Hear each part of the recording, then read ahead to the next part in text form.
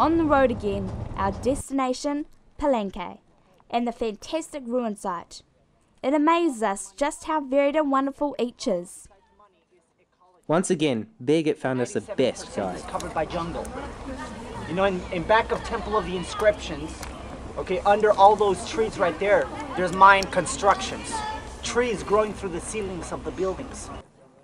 Archaeological evidence suggests that Palenque has been occupied from as early as 300 BC, but most of these buildings were built between the 7th and 10th centuries AD. Then, mysteriously, the city was abandoned, only to be reclaimed by the jungle. Even the Mayan name of the city was lost. It gets its current name from the nearby village of Santo Domingo de Palenque.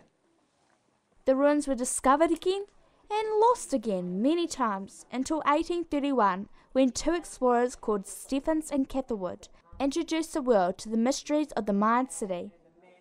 In 2007, we have our excellent guides to do this for us. By having her piercing, you know, having the hallucination, opening the door. The next day, we headed for San Cristobal, stopping on the way at the famous Misolha waterfalls, which were nice. Sorry, it is hard to get really enthused when you live in New Zealand. San Cristobal was another city we really liked, and it provided a unique opportunity to visit an area where the mixture of Mayan and Catholic religion results in some very unusual experiences. These people do not like their photos being taken or being filmed, so we had to be careful and respect their wishes. Our guide, Cesar, took us to this church where the Catholic priest had been kicked out, and the church was run by the local religious community. Inside, we found amazing and slightly disturbing practices that Grandad likened to voodoo, but was a mingling of Catholicism and traditional Mayan religious beliefs. A great experience. Cesar also took us to a more relaxed village nearby, where we visited a home of weavers, much to the excitement of Mum. It was here that he explained some of the Mayan healing practices in more detail. Click now if you want to hear that in full. She was riding a horse and she fell off the horse, so she needs first a chiropractor for her bones and her muscles. Later that day, Mum and Dad discovered a Mayan women's workshop where a fantastic range of printed material was being made. Here they purchased a book of Mayan poetry, and here's one. Hex to kill the unfaithful man. Let him pay with his flesh, Kajval. By tomorrow the next day, Kajval. Let 13 devil women, 13 goddesses of death snuff out his name. Let a wind that starts in his head, in his heart, blow his candle out.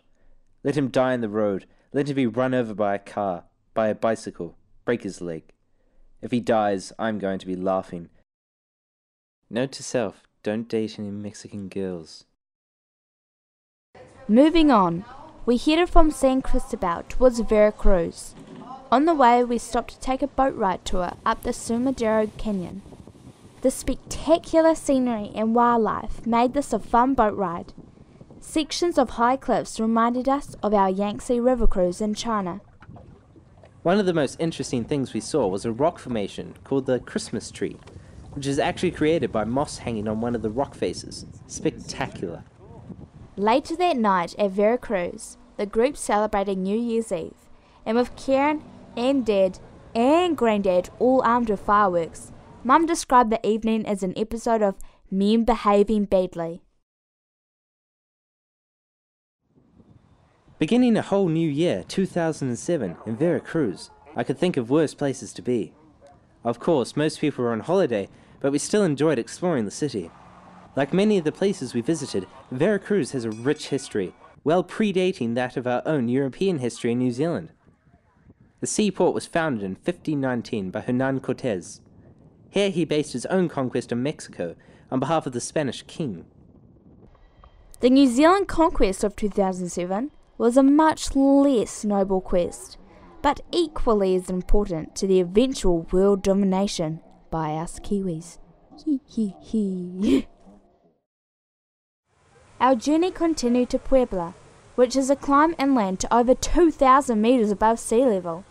This city is said to have divine origins. Legend has it that angels mapped out the streets of the town in the spot indicated by the big guy himself. That probably explains all the churches. There were hundreds here, and most of them are very impressive. At one time, it was believed that a devout follower could attend a different church each day of the year. Today, there are as many as 200. Spectacular viewing at sundown.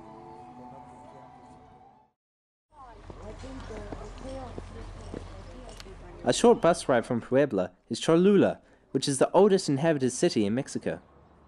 It was once an important religious and ceremonial center in pre-Spanish times. Cortés ordered the city to be destroyed, and then he rebuilt cathedrals on top of old structures. One of these, the Church of the Virgin of the Remedios, sits on top of the largest pyramid in the world. Dedicated to a rain god, the pyramid was already overgrown when Cortés sacked the city. Even walking up to the church, it is hard to conceive just how big this pyramid is. The original name of the city gives us a clue. It translates to handmade hill. The pyramid here is more than twice as big as the Pyramid of the Sun, and 4 times bigger than the Cheops pyramid in Egypt. This painting is the decoration on the outside walls from the first pyramid. You remember the model with... Exploring the pyramid when going inside. 25 years of exploring, begun in the 1930s, has revealed 8 kilometers of tunnels and 7 pyramids constructed, one over the other. From the outside, we started to get a sense of the immense scale of the site.